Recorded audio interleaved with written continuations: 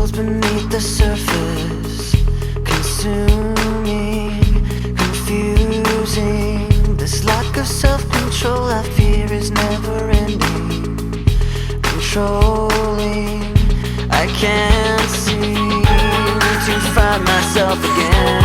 My walls are closing in. Not a sense of confidence, I'm convinced that there's just too much pressure to take.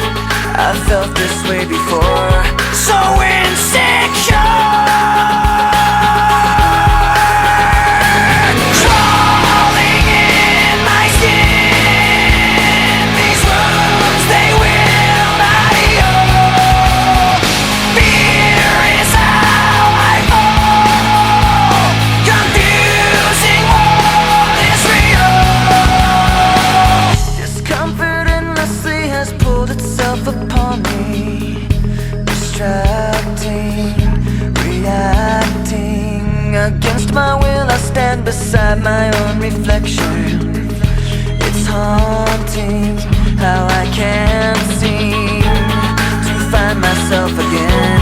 My walls are closing in. Not a sense of confidence,